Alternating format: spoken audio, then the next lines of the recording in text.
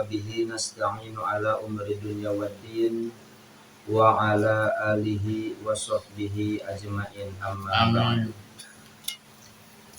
Pertama-tama marilah kita panjatkan puja dan puji rasa syukur kepada Allah Subhanahu wa taala yang telah memberikan begitu banyak kenikmatan kepada kita, terutama nikmat iman dan nikmat Islam. Salawat dan salam semoga tercurahkan untuk junjungan kita, yakni Habibana wa Syafi'ana wa Maulana Muhammad sallallahu alaihi wasallam. Berikut kepada keluarganya, para sahabatnya, para tabi'in atau tabi'in, sampai kepada umatnya. Mudah-mudahan kita semua yang ada di sini, umumnya keluarga kita yang ada di rumah maupun yang udah pulang ke alam barzah, mudah-mudahan dijadikan menjadi salah satu bagian umat yang anjing Nabi Muhammad sallallahu alaihi wasallam.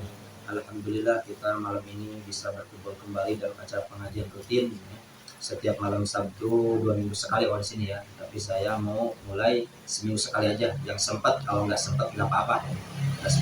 Insya Allah malam ini saya mau membacakan kitab sifat Safinatun Najah yang dikarang oleh Syekh Salim bin Sumer Al-Hadrami.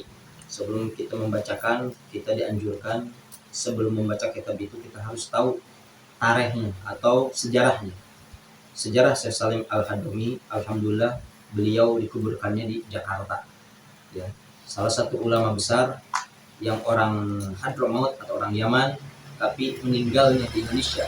Bahkan dikuburnya pun di Jakarta. Ya, Syekh Salim Al-Hadrami itu dikuburnya di dekat Tanah Abang, Masjid Tanah Abang. Ada masjid besar. Kalau dari sini kalau lewat Asmk sesudah Tanah Abang, masjidnya di pinggir jalan. Banyak parkir itu, ada motor, ada mobil, di situ ada masjid besar. Lupa lagi nama masjidnya apa. Itu apa? Tahu nggak nama masjidnya? Itu Syekh Salim Al-Hadrami itu dikuburnya di bawah tempat sholatnya atau depan sholatnya imam. Imam di situ depan ininya tempat sholat imam. Nanti di depan itu kita kalau lewat pinggir tempat duduk terus ke belakang, nanti di situ di bawah kayak ini nih. Dari bawah ini nih. Kita mau jarahnya juga pun harus duduk karena di bawah, atau kita kalau mau duduk berarti kalau mau duduk di luar, kalau di bawah cuman harus duduk dulu karena tempatnya ke bawahnya itu sempit. Di situ itu cuman sedihnya ada tulisan kuburan ini udah dipindahkan kepada ke makam Jeruk Purut Jakarta Selatan barusan. Ya, dipindahkan sama Jeruk Purut. Cuma saya kenapa yang jarang banyak yang ke situ? Makanya saya ada pertanyaan, kok yang di sini ada tulisan tidak boleh jarah atau yang kuburan ini udah dipindahkan ke Jeruk Purut, tetapi ada aja yang jarah di situ. Dan jarah, apalagi salah satu para kiai, para ustaz. Makanya saya bertanya ke teman saya dan guru saya, coba tolong terawang atau lihat kuburan itu jasanya masih di sini apa udah pindah ke Jeruk Purut. Kebanyakan yang nerawang, kebanyakan di situ tetap kuburan itu nggak dipindahkan. Wallahu alam benar apa enggaknya, cuman yang suka ngeliat alam gaib, tempat gaib, saya nanya itu jasadnya masih ada.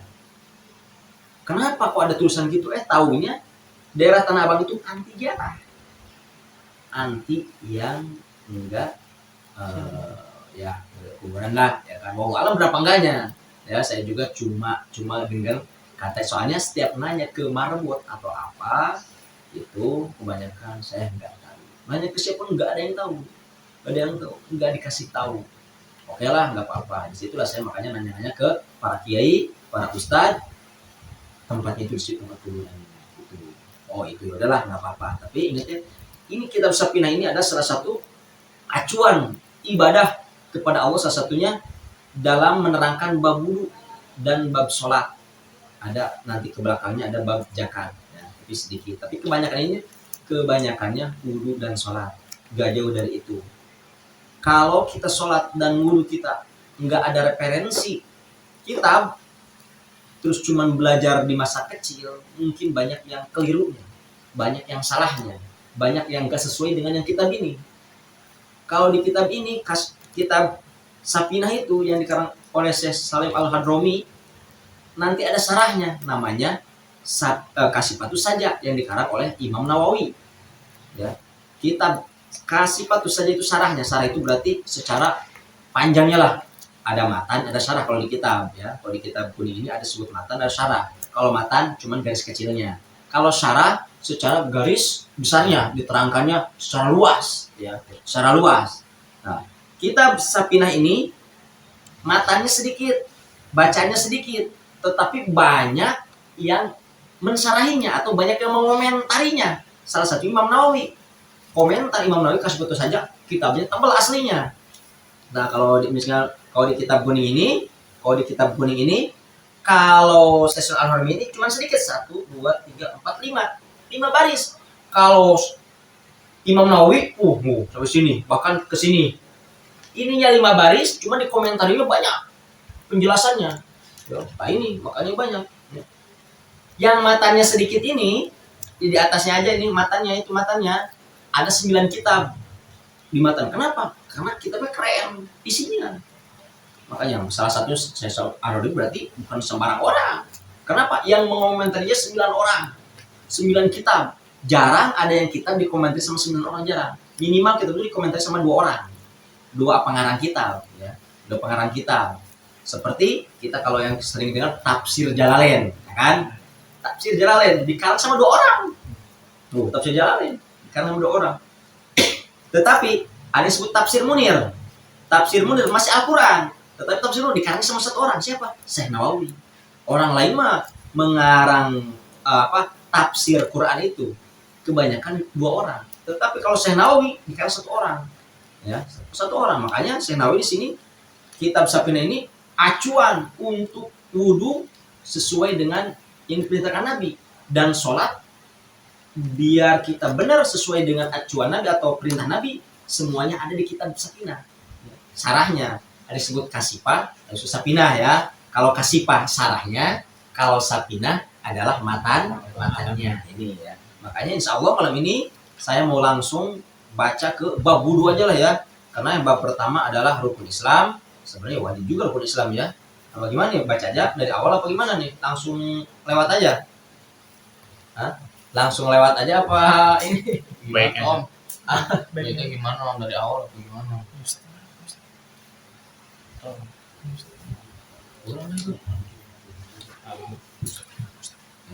Dari awalnya nggak apa-apa ya.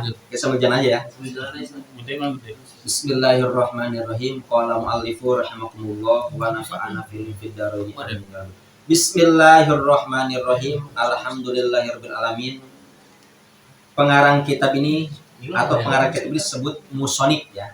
Musonif itu adalah pengarang kitab ya.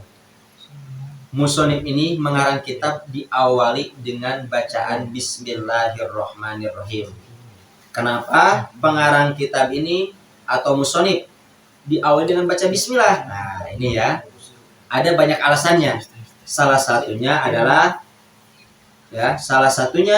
musonif atau pengarang kitab ini diawali dengan baca basmalah adalah iktidaan bil kitabil aziz, atau mengikuti Al-Qur'anul Karim atau Al-Qur'an yang mulia ya, atau Al-Qur'an yang agung.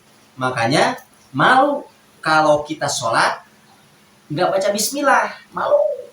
Pengarang kitab juga diawali dengan Bismillah, apalagi membaca Al-Qur'an. Di dalam Al-Qur'an yang tidak dibolehkan baca Bismillah cuma 1 surat, yaitu surat Taubat. Di surat Taubat lihat, tidak ada tulisan di atasnya Bismillahirrahmanirrahim, tidak ada. Malah langsung ada tulisan kecil di pinggirnya. Ya, di surat atau di Al-Qur'an 113 surat tidak cuman ada 1 yang tidak diawali dengan Bismillah, ya, yaitu surat Taubat, ya, surat Taubat atau surat Baroah. Ya, itu tidak diawali dengan Bismillah. Bahkan ada 4 pendapat para ulama. 1 dihukumin haram kalau baca Bismillah di surat Taubat. 2 sunnah. 3 makruh. 4 ikhtilaf ulama di kitab di Baroah ya.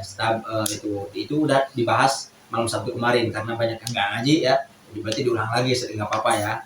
Itu haram. Kenapa haramnya? Di kitab Bustanul Arifin, ada kitabnya Bustanul Arifin, keterangan tentang kenapa Bismillah itu tidak dicantumkan di surat Taubat atau surat Baroah. Lihat aja di Google atau di HP, lihat atau di Quran, yang nggak ada Bismillahnya surat apa aja, pasti di surat Taubat atau surat Baroah. Kalau nggak salah surat yang ke-9, kalau nggak salah nggak ada tulisan Bismillah. Tetapi selain itu kebanyakan ada bismillahnya. Makanya pengarang kitab ini diawali dengan tulisan bismillah. Kenapa? Iktidaan, mengikuti di Al-Quran juga ditulis bismillah. Saya juga mengikuti bismillah. Kenapa? Karena di sini nanti ada alasannya.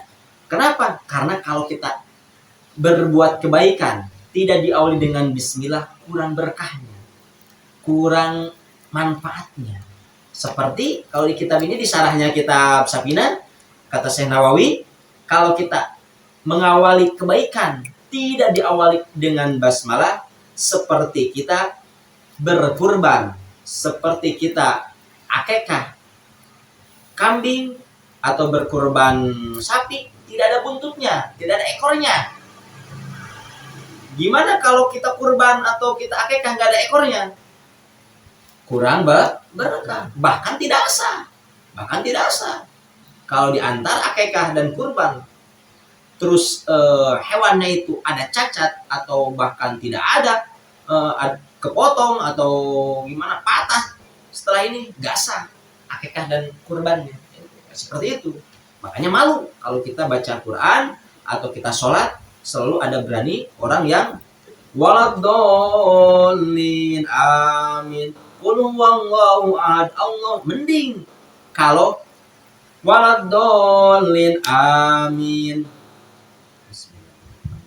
qul huwallahu ahad, Allah. Mending kalau gitu dibaca, nggak dijaharkan atau nggak dikeraskan. Ini mah nggak, waladdallin amin, qul a'udzu birabbil. Kapan baca bismillah berani amat orang.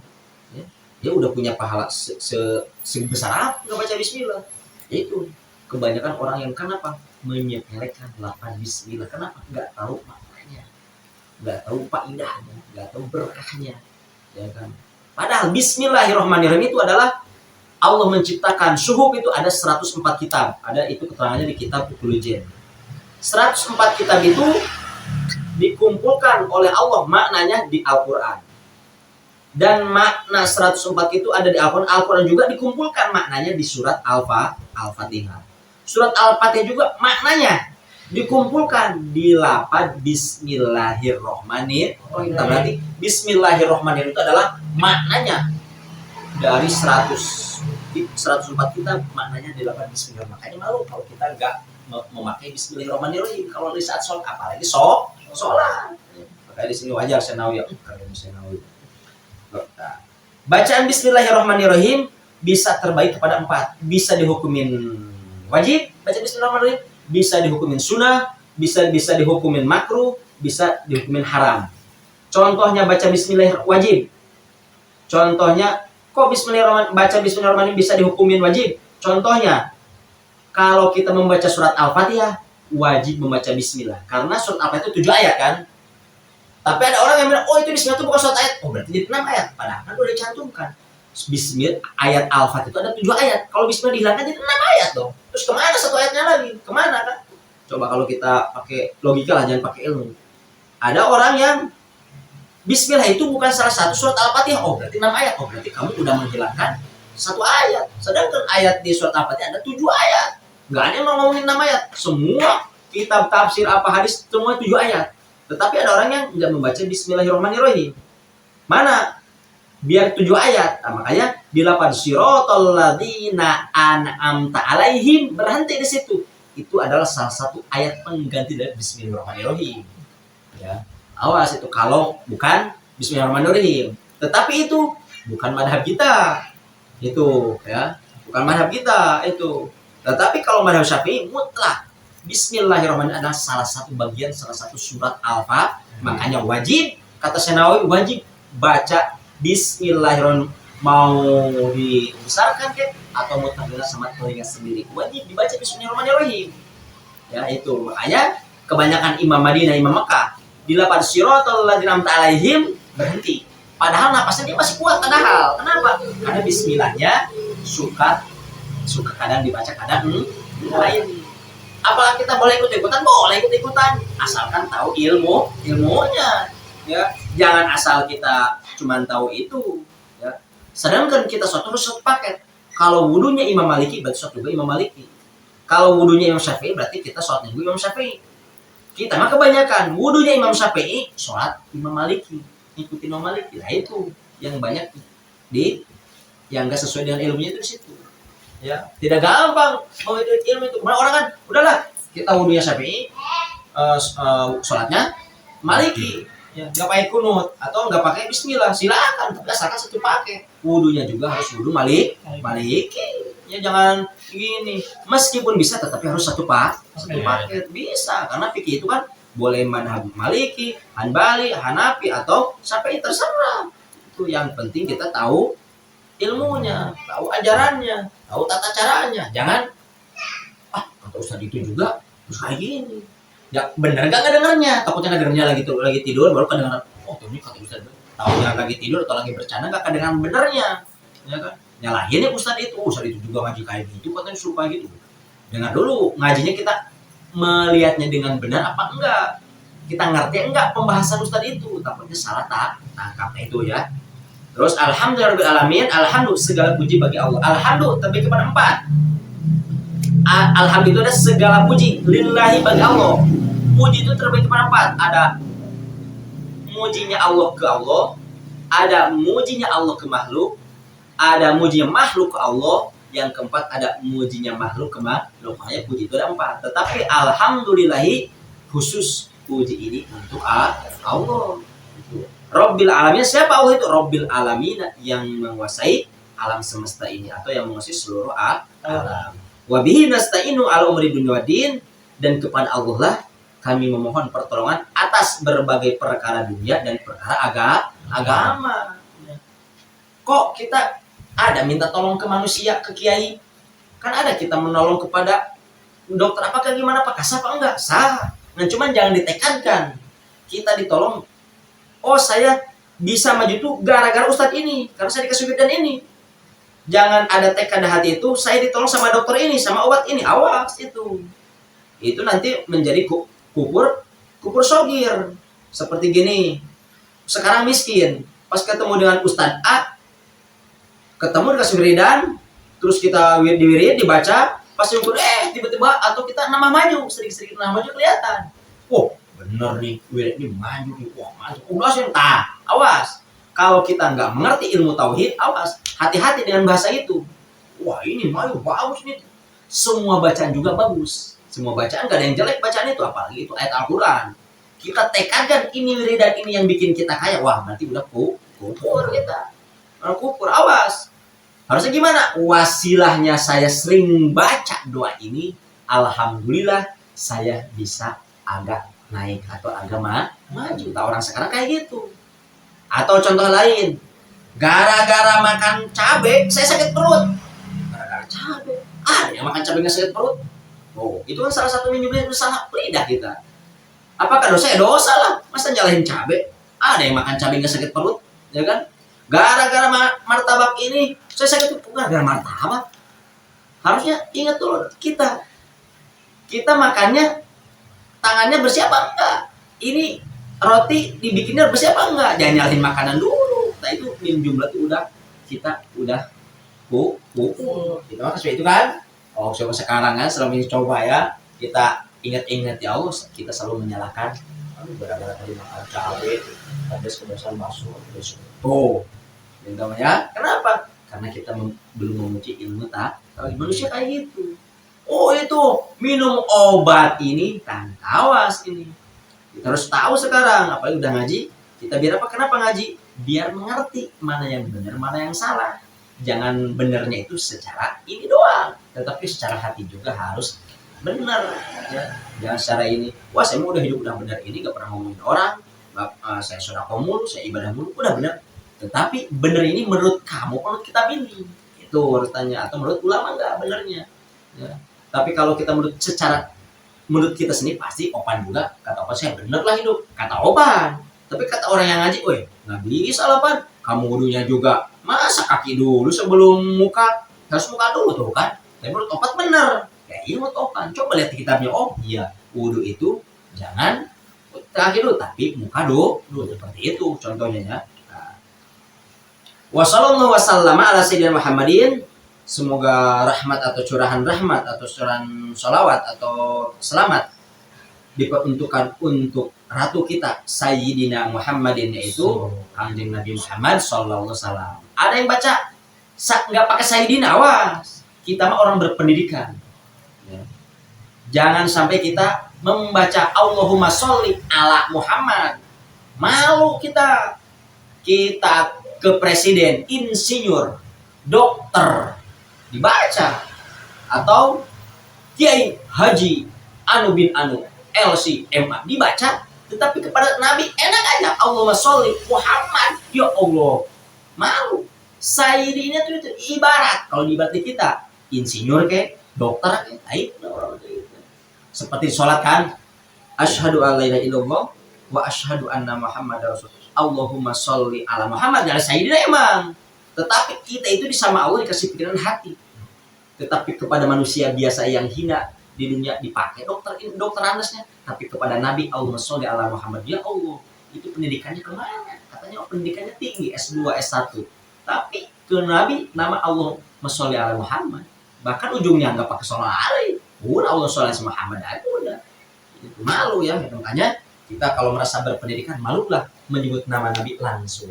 Tetapi harus ada sholli ala atau Sayyidina Muhammad Rasulullah sallallahu alaihi wasallam. Meskipun di tulisannya tidak ada sholli Arab, takutnya kita ketemu dengan buku, oh kita ini kok Allahumma sholli Muhammad doang, nggak ada sallallahu alaihi atau nggak ada Sayyidina atau nggak usah, duanya nggak ada. Tetap kita harus ingat, kita itu dikasih akal sehat.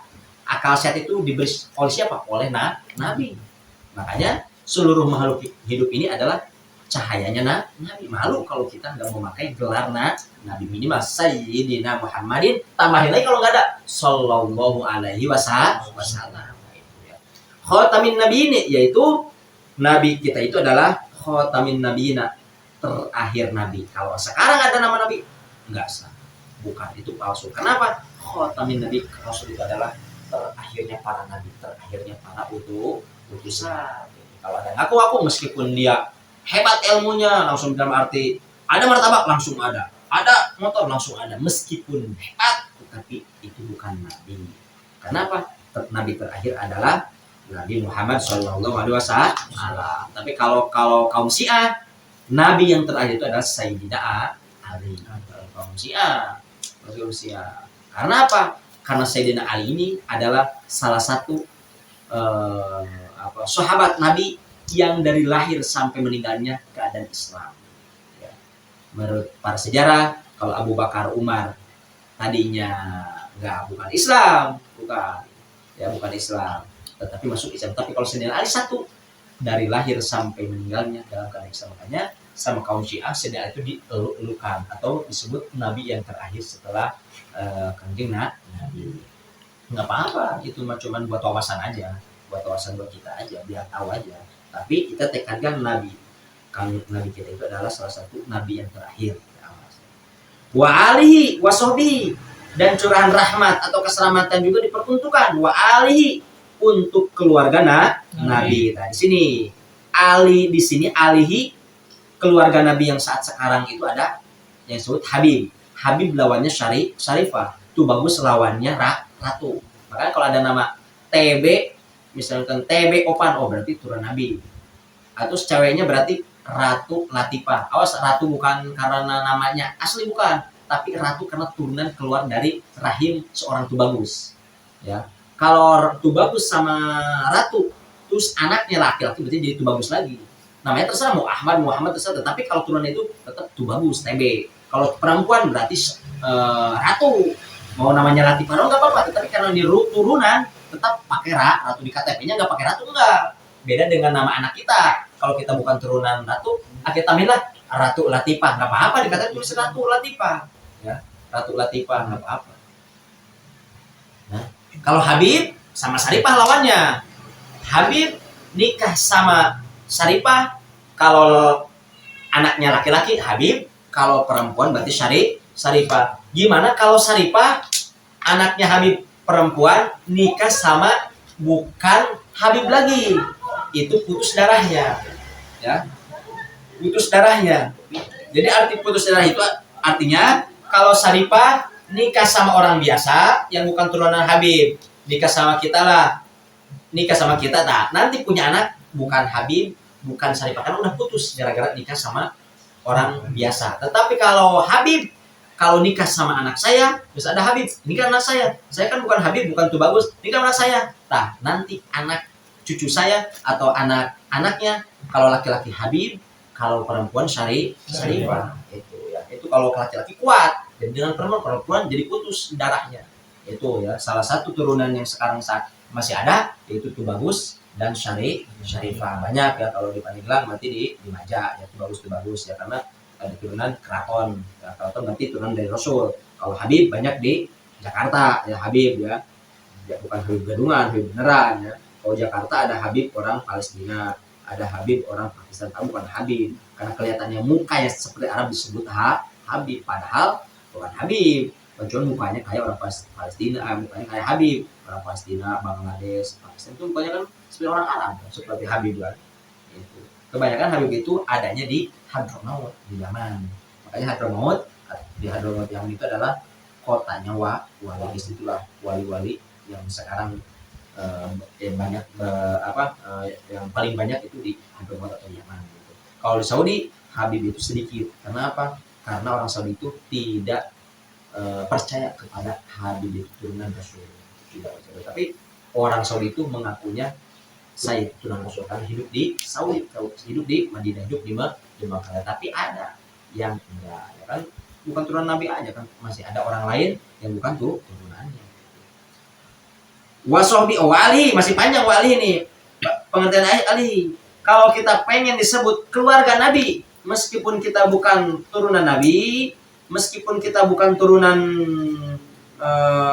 Habib atau Tubagus, kita bisa disebut Ali itu kalau kita mempunyai ilmu atau kita tahu tentang ilmu-ilmu yang diajari sama Rasul. Kalau kita pengen disebut keluarga Nabi, berarti kita posisi kita dalam keadaan mengerti agama. Makanya pentingnya ngaji adalah salah satunya di situ. Ya, pentingnya bisa ngaji artinya biar apa? Biar jadi keluarga Nabi. Yang namanya keluarga, kalau udah jadi keluarga, berarti Nabi pasti akan pertama yang ngasih syafaat kepada keluarganya dulu sebelum ke orang lah, sebelum ke umatnya pasti keluarganya dulu.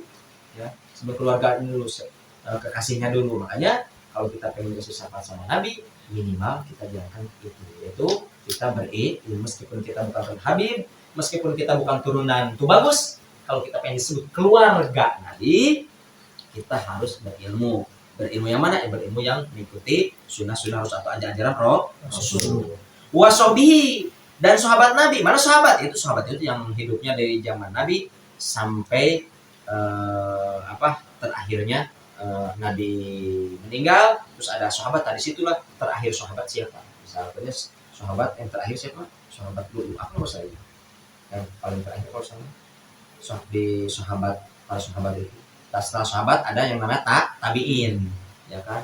Udah tabiin nanti ada atba'ut tabiin. Udah atba'ut tabiin, makanya di situ baru ulama. Kalau ulama yang dari sini udah nggak ada, baru ulama itu. Ya.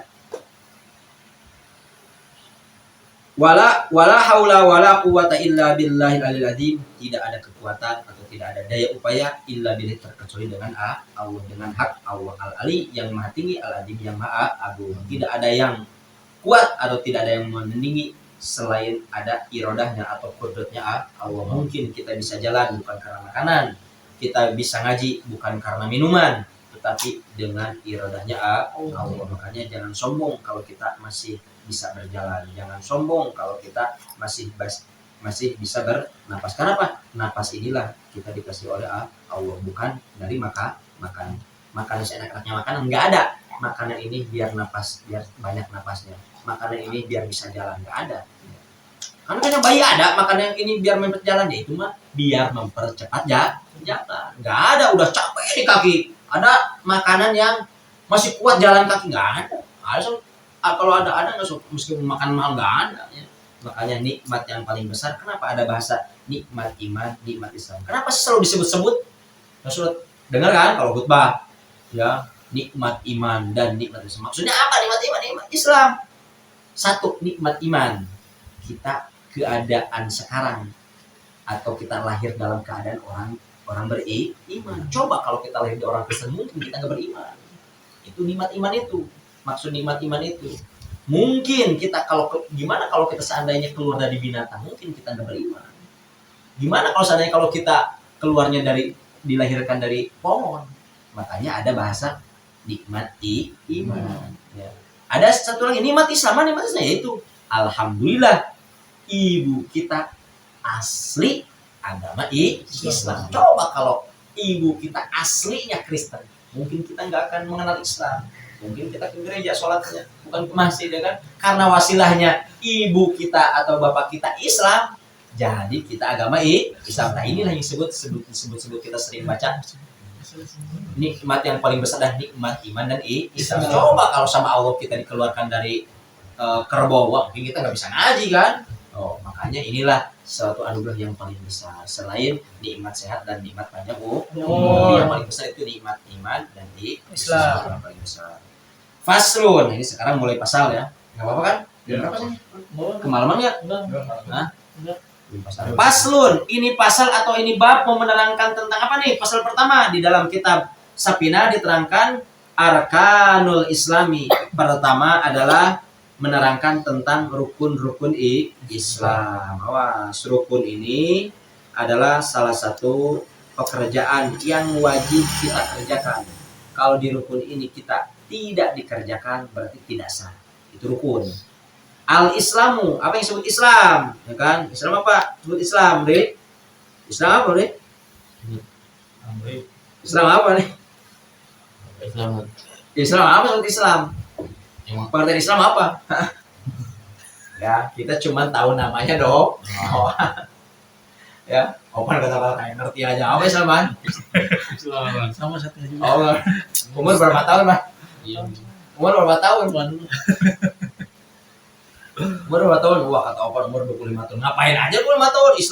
Pengantin Islam nggak tahu ya. Ya Allah, nah itu ya. Kita jangan sampai kita umur udah puluhan tahun, kita Islam juga nggak tahu namanya Islam apa. Wah, itu kan salah satu kesalahan besar kita.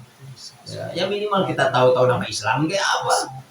Oh Islam itu yang suka sholat, yang suka. Iya, apa definisi Islam itu apa? Islam alif, sin, lam, alif dan mim. Apa itu definisinya kan? Ya minimal kita tahu kenapa ada Islam, kenapa agama Islam, apa definisinya, ya kan? Nah, ya, itu. Ya. Kalau di sini kata Syekh Nawawi, Islam itu adalah mutlakul inqiyadi, yaitu mutlaknya mengikuti. Berarti wajib kita ikuti yang diperintahkan oleh Islam.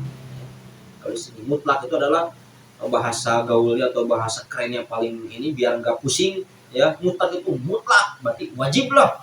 Wajib al-inqiyadu, mengikuti ya. Menerima atau mengikuti. Kalau kata Islam harus kayak ini, harus kayak gitu aja. Itu Islam, atau Islam itu bahasa dari kata salama. Salama dikata asal katanya salama ya. Salama asal katanya salam itu adalah menyelamatkan. Kalau menyelamatkan berarti Islam itu adalah menyelamatkan artinya ya. Itu awal secara syar'annya adalah al-inqiyadu lil ahkam syar'iyyah, itu mengikuti hukum-hukum syariat. Berarti kalau Islam kita harus mengikuti syariat. Jangan ada bantahan, waduh karena saya Islam jadi harus sholat 5 waktu. Waduh saya malas sholat, ya udah. Kalau nggak mau sholat ya berarti harus tanggung akibatnya. Karena namanya Islam itu adalah harus pasrah dengan ketentuan hukum, atau harus pasrah selamat. Bisa selama artinya pasrah, bisa pasrah kepada ketentuan hukum. Ya. Kita jangan sampai capek juga ya sholat ya. Coba kalau kita sholatnya kayak Nabi Musa 50 waktu, kita 5 waktu juga capek, apalagi Nabi Musa. Kaum Nabi Musa makanya kaum yang paling nikmat, paling enak adalah kaum Nabi kita ya. Atau kita sekarang, kita malah disibukkan atau dimalaskan atau sampai bisa meninggalkan sholat ya. Kalau kita belajarlah minimal kita senakal-nakalnya kita, sesibuk-sibuknya kita, kalau kita sholat, meninggalkan sholat kita minimal kodok lah. Misalkan tadi kata Opan, aduh bersama saya keburu sholat. Sekarang malam, udah kodokin malam sekarang jam 10. Habis ngaji, kodok, sholat dulu bisa sholatnya apa? Kenapa nggak langsung kodok? Takutnya jam 2 malam meninggal. Sebelum kodok, mending kalau keluarganya tahu bahwa Opan itu tadi nggak sholat duhur dan sholat asar. Kalau nggak tahu, nggak ada, wah awas nanti. Sholat meninggalkan satu sholat, ininya, tanggungannya atau gantinya selama sholat 40 tahun. Ada yang 40 tahun, ada yang sholat 40 waktu. Jangan 40 tahun lah, 40 waktu aja yang diterima. sholat 40 waktu yang diterima. Sedangkan kita meninggalkan 2 sholat, berarti harus ada 80 sholat yang diterima. Di kita tentang waduh nggak ada yang terima semua. Kenapa? Sholatnya juga ingat kemana-mana ya kan? Itu. Ini gimana mau terimanya kan? Tiap sholat kita Allahu Akbar, pikiran kita ingat kesini. Gimana mau sholatnya? Biasanya yang doang sholat, sedangkan yang yang rohnya, ya kan? Kita sholat sekarang kan jasadnya doang, rohnya sholat enggak. Sholat kemana rohnya? Pergi ke mall, pergi ke Monas, pergi ke kafe, pergi ke tongkrongan. Badannya sholat di masjid, pikirannya, hatinya kemana? Ya, aduh, susah juga ya kalau di ruang Islam, berat juga ya kalau ngaji itu, ya Allah, tapi nggak apa-apa lah. Ngaji bukan untuk nyari kepintaran, ngaji bukan untuk menjadi kiai, tetapi biar tahu tata cara hukum yang benar sesuai dengan ajaran-ajaran yang diajarkan oleh Rasul, gitu ya. Terus arkanul Islam khamsatun, rukun Islam itu ada 5. Yang pertama syahadatu alla ilaha illallah, itu membaca syahadat kepada Allah dan syahadat kepada Rasul. Awas, berarti asyhadu alla ilaha illallah wa asyhadu anna muhammadar rasul. Asyhadu, saya bersaksi dengan makrifat dan tasdik. Tidak cukup bisa Arabnya doang, kita juga wajib tahu artinya. Asyhadu, saya bersaksi dengan makrifat dan tasdik.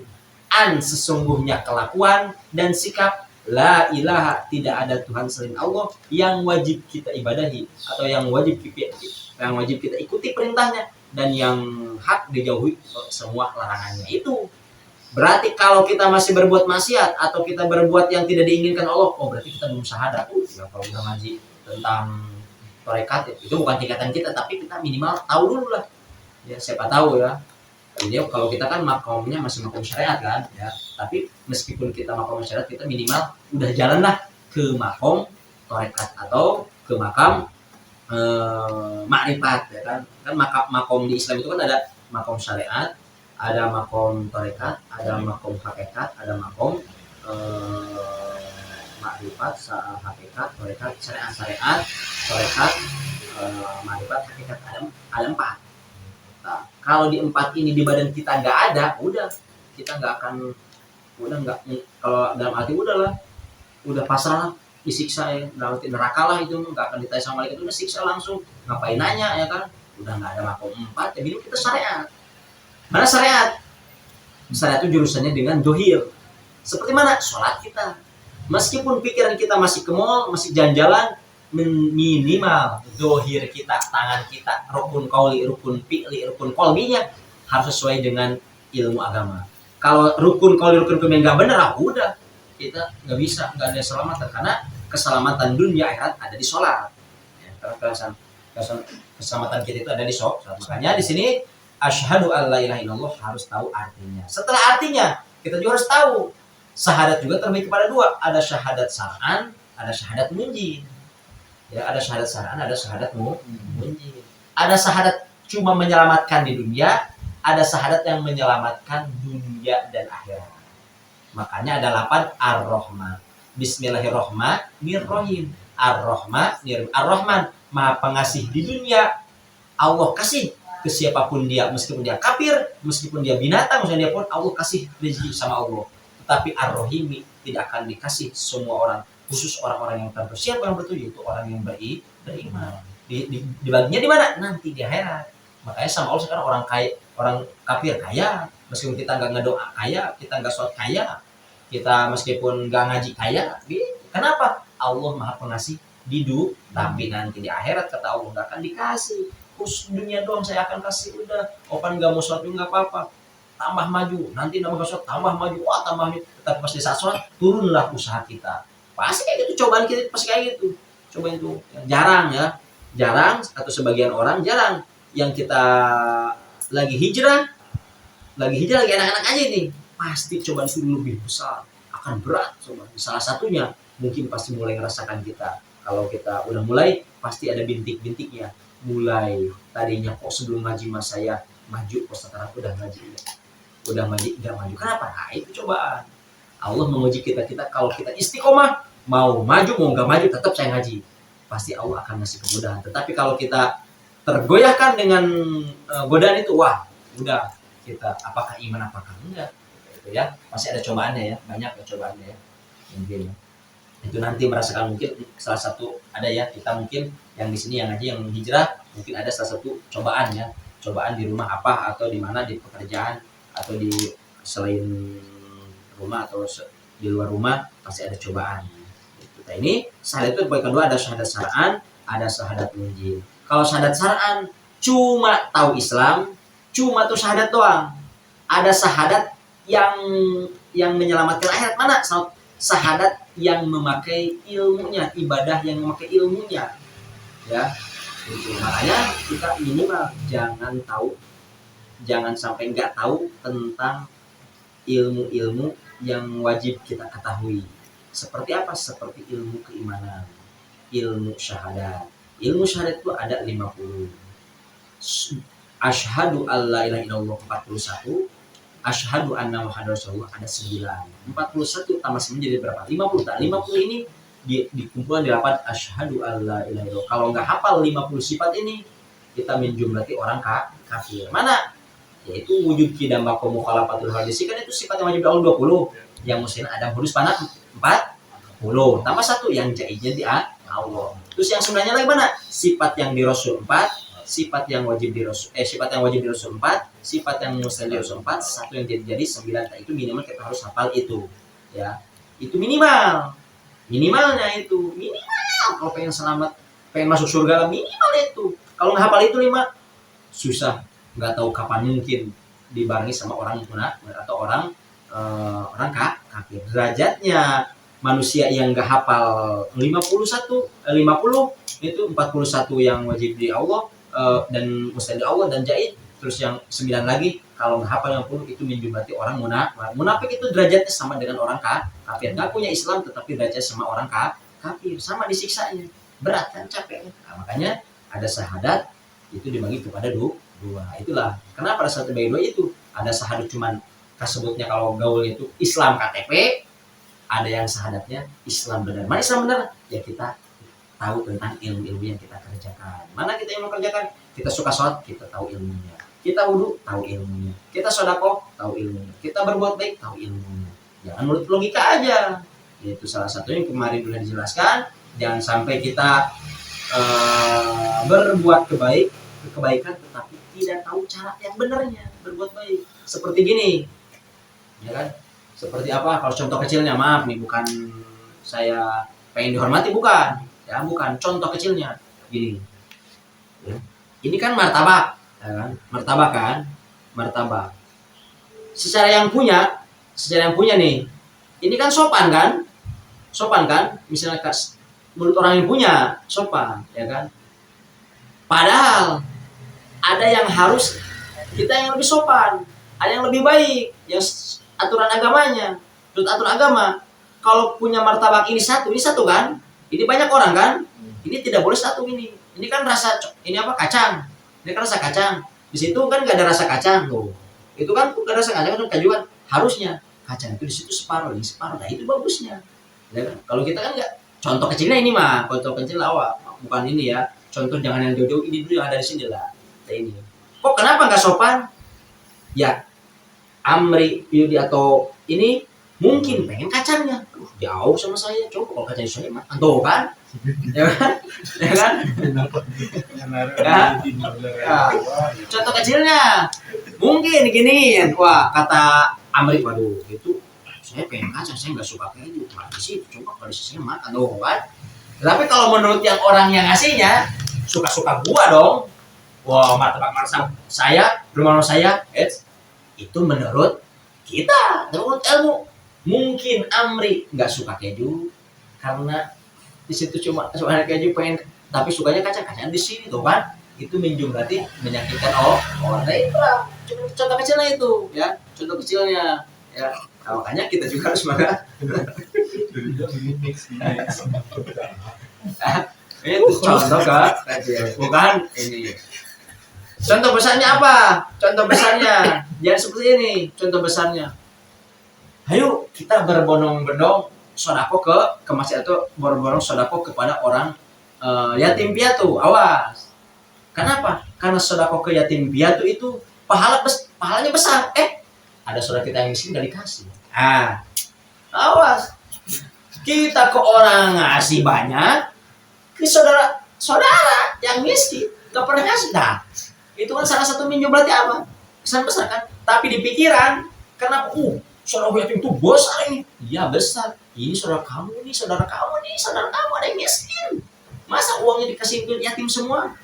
Nah itu kan salah satu. Tapi menurut akal, udahlah saudara yatim, karena yatim itu anaknya Rasul atau masih besarnya kan, kalau di pahalanya besar lah. Nggak bisa lah. Ya. Atau kita sedekah ke masjid nih, berapa? 100.000. 100.000. Tetangga kita ada yang miskin, ada yang dalam kekurangan, kita ngelewati orang itu. Buat akal kan bener aja, karena sedekah ke masjid besar pahala. Padahal nih ada tetangga nih, meskipun dia bukan orang api lah sebutnya, tapi miskin, tetap itu tetangga kita. Kenapa itu nggak boleh ditinggalkan? Meskipun masjid itu pahalanya besar, masih tempat ibadah Allah ya kan.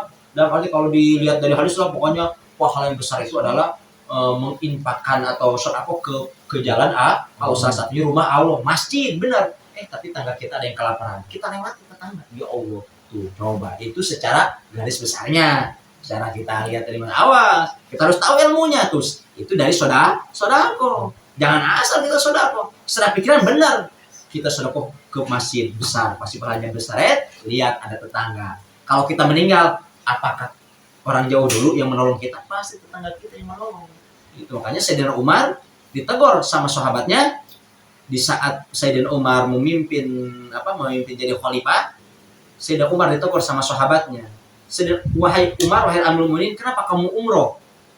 Padahal tetangga kamu ada yang miskin. Di situ Sayyidina Umar langsung bersujud kepada Allah, meminta pertolongan atau memohon ampun. Kenapa? Karena saya udah beribadah jauh-jauh, padahal di depan ini ada yang harus saya biayai. Sedangkan kita Amirul Mukminin mau umroh ke Mekah, dari Madinah ke Mekah kan jauh, membutuhkan biaya kan? Mungkin menghabiskan uang 10 juta lah. 10 juta bisa, tetapi saudaraku kepada tetangga gak bisa. Di situ, makanya di situ. Saudaraku yang dekat aja. Kalau udah umroh 1 kali udah, saudaraku yang ini. Utamaan mana kalau kita misalkan udah umroh 4 kali nih. Udah umroh 4 kali. Kita tetangga ada yang miskin. Nah, yang kedua, ketiga, keempat sama Allah gak diterima amal umroh. Kenapa? Ngelewati orang miskin yang ada di tetangga kita. Kalau kita ngaji pakai ilmu kan enak kedengarannya. Kalau kita sedekah membantu orang fakir miskin, niat kita umroh udah dapat pahala cukup, meskipun gak melaksanakan. Awas. Ada lagi contoh besarnya. Zaman sekarang, bapak-bapak, ibu-ibu lebih baik umroh dulu. Kalau haji itu lama, 20 tahun kemudian, udah umroh dulu. Nah, umroh sunnah, haji wajib. Wajib berapa sunnah dulu yang kita kerjakan? Harus wajib dulu. Gimana? Kok kan kalau wajib kan 20 tahun lagi. Kalau wajib 20 tahun lah. Kalau umroh kan bulan depan gak bisa. Kalau udah umroh kan bisa ke tanah suci. Iya emang. Tetapi ada kewajiban yang harus kita kerjakan mana? Daftar haji dulu. Daftar haji dulu. Kita DP itu sekarang 25 juta. 25 juta itu punya kursi. Kalau enggak 5 juta dulu atau 1 juta. Kalau 1 juta belum dapat kursi. Belum dapat kursi ya. Belum dapat kursi.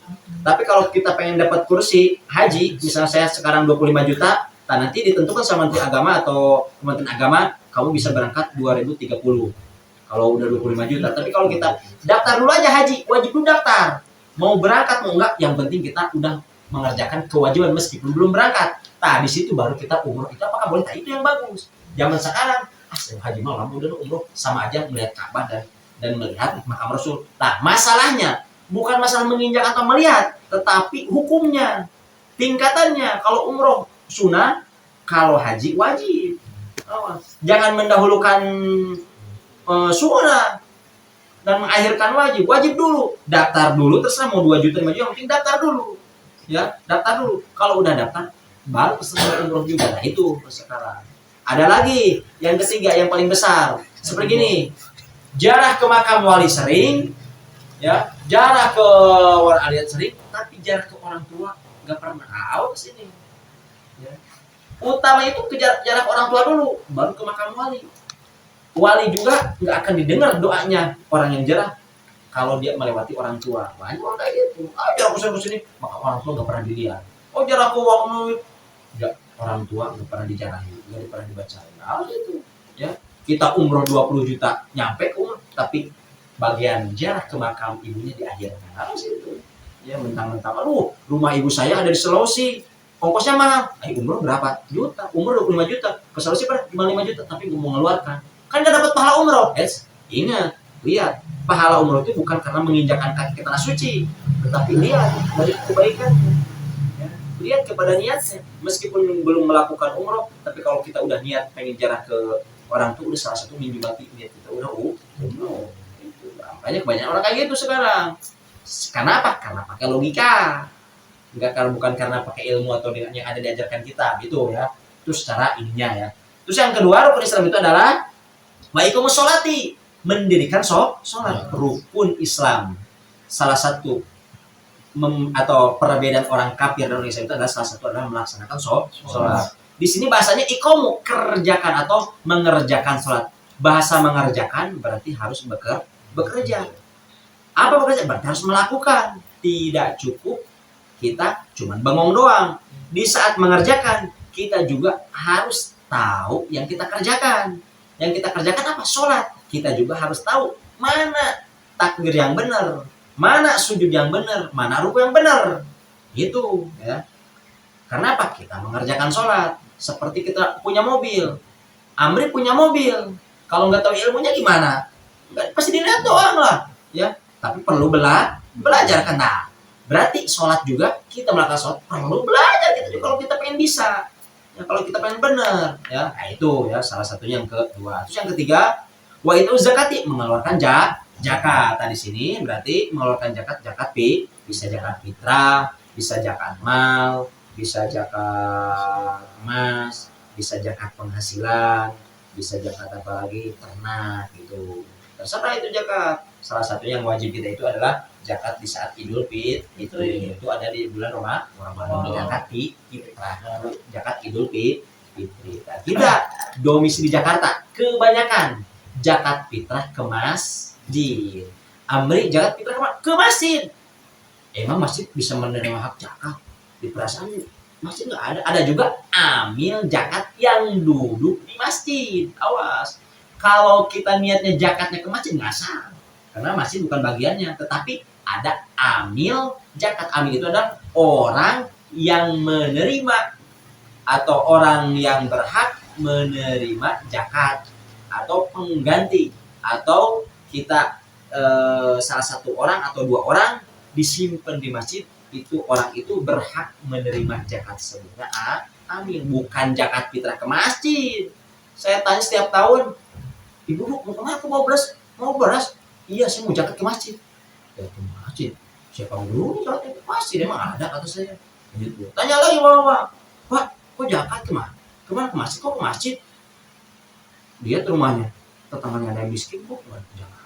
Kalau lihat orang miskin, nah itu kan salah satu mimpi berarti kesalahan besar kita juga. Apakah semua zakat ke amil masjid? Tidak harus. Yang pertama kepada fakir miskin. Kata di Jakarta itu sudah biasanya kalau dari masjid itu dibagikan ke fakir miskin. Yang namanya fakir miskin beda-beda. Ada yang miskinnya nggak punya motor, ada yang miskinnya nggak punya mobil, ada yang miskinnya sama sekali nggak punya dua-duanya. Sedangkan dibagikan sama-sama. Yang paling utama zakat fitrah itu langsung kepada orangnya. Meskipun dia nggak bisa ngedoanya orang fakir miskin khusus Nabi. Yang penting saya zakat badan saya, terus dia ngejawab saya terima, udah cukup, harus pakai doa aja. Gitu. Kenapa? Fakir miskin itu adalah udah salah satu doa. Nah, fakir miskin, langsung fakir miskin. Banyak Jakarta kayak gitu, saya lihat tiap tahun nggak ada yang zakat fitrah ke fakir miskin langsung, nggak ada. Alasannya kalau di masjid itu nanti diratakan ke fakir miskin, dibagiin ke fakir miskin. Nah ini, ya kan? Nah, ini nih, karena saking pinternya otak sampai mikir gitu. Kenapa? Nanti dibagikan lagi ke fakir miskin. Bahasanya bukan kayak gitu lah harusnya. Kalau udah nggak ada fakir miskin, nggak tahu fakir miskin itu di mana, saya nggak tahu, baru ke amil. Tapi kalau tetangga kita tahu dia, hubungannya jelek. Waduh ini kalau kita tahu ini yang harus kita zakat, kesini zakat kita. Gitu ya. Ya Allah ya, makanya mau dibilang ini, mudah-mudahan kita melihat keluarga kita, terutama kita jangan sampai seperti itu, jangan sampai kita benar melaksanakan, tetapi secara agama tidak sesuai. Saya nggak berani ngomongin masjid, soalnya apa? Pasti ditentang, pasti dihujat lah. Karena apa? Apalagi saya nggak punya titel, apalagi saya orang kecil, apalagi saya nggak punya kekayaan. Tapi kalau saya punya kekayaan, pasti dilulukan. Karena saya miskin, saya nggak punya apa, pasti nggak main gede sama orang itu. Ya iya, terserah. Kalau orang Jakarta pintar, saya di sini kan banyak kiai yang pintar kata saya kan, yang pintar. Pasti enggak. Terus yang keempat, wasaumu Ramadan, wasaumi Ramadan, wa ita'uz zakat. Wasaumu Ramadan itu puasa bulan Ramadan. Salah satu rukun Islam yang keempat adalah puasa di bulan Ramadan. Puasa bulan Ramadan itu adalah paling lama 30 hari, paling sebentar ada 28 hari. Ada 28 hari dan 29 hari. Kalau di Islam Hijriah 28 dan 29, enggak ada tanggal 30. Ya, bahkan tidak ada tanggal 31. Kalau 30 ada, cuma 31 enggak ada di Hijriah, itu di Islam. Kalau di nasional tanggal 31 itu ada. Yang terakhir, rukun Islam yang terakhir adalah wahijul baiti man istata ilaihi sabilan. Naik haji ke Baitullah man istata, yang udah kuat, yang udah mampu, yang udah punya biaya ilaihi sabilan, di jalannya. Contohnya gimana? Nah, contoh yang tadi saya bicarakan. Yang pertama itu. Yang kedua, yang udah mampu, gini. Maaf, bukannya saya ini meluruskan aja ya, meluruskan yang ada sesuai yang ada keterangan di sini aja. Ya, mungkin kalau ngaji itu, kalau yang baru dengar itu pasti keras, pasti belum menerima karena belum terbiasa. Kalau udah terbiasa pasti enak, karena baru dengar baru ini ya, biar enggak, takutnya saya enggak mengungkit-ungkit lagi, takutnya saya enggak menerangkan lagi. Makanya sekarang mohon maaf, kebanyakan gini, DP mobil 100 juta bisa, naik haji 40 juta enggak bisa. Banyak ini orang ini, DP mobil 80 juta bisa, DP mobil 70 juta bisa, tetapi naik haji berapa kali masuk? 40 juta. Itu ONH 40 juta, terkecuali kalau haji hajinya ONH plus yang VIP itu yang 100 juta, terkecuali itu. Kalau yang 40 juta yang nunggu 20 itu. Makanya yang haji yang wajib kita, yang rukun Islam yang wajib kita nggak mau kerjakan, kalau kita mobil mampu beli 2 kali lipat, bahkan 100 juta DP-nya juga. Itu penting sekarang. Makanya banyak hidup kita nggak berkah. Kenapa? Itu salah satunya kita nggak menjalankan rukun Islam yang itulah salah satunya. Tapi kata opang, waduh, saya kalau nggak punya mobil kerja atau silaturahmi ke mertua saya susah. Nah, ada lagi toleransi, ya, itu toleransi, ya. Gimana? Waduh, saya kalau nggak punya mobil saya susah kerja. Kalau nggak punya mobil saya nggak bisa ini, saya nggak bisa. Nah, itu ada toleransi itu. Terus ini yang punya mobil udah 2, malah bisa pinjam ini. Masih beli, nah itu yang bikin dosa juga. Tapi kalau kita sama sekali nggak punya, tapi buat kebutuhan silaturahmi, buat kebutuhan apa, kalau kita nggak punya, saya nggak bisa ngapain, atau berarti nggak bisa ngebantu atau apalah untuk kebaikan lah, itu ada toleransi, itu dibolehkan sama ulama, tapi itu sebetulnya mubah. Tetapi kalau kita di sini mampu, ada saudara kita yang punya mobil atau kita bapak orang kita malah beli ngedulin ini, atau misalnya pinjam lah kan, atau ke saudara kita mendahulukan yang ini yang sunnah. Nah, berarti kita dosa. Kenapa? Mendahulukan sunnah, mengakhirkan wajib. Sedangkan naik haji adalah wajib. Itu banyak orang sekarang. Nah, kayak gitu.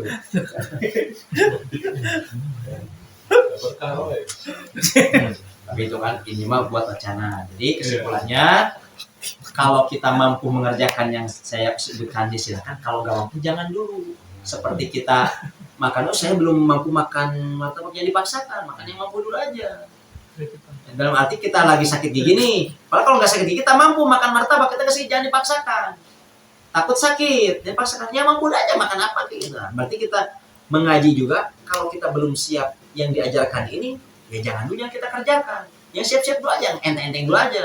Adapun kita kesana ke depannya, yang penting kita udah tahu ilmunya, udah tahu tata cara, ya secara agama atau secara yang diajarkan di kitab ini. Jangan dipolis harus kayak gini, berarti sekarang harus kayak gitu, nggak bisa, karena kita belum siap kan, karena baru, berarti baru mendengar atau baru hijrah atau baru mengerjakan, nggak bisa. Seperti gini, Amri kamu wajib sholat tahajud ya.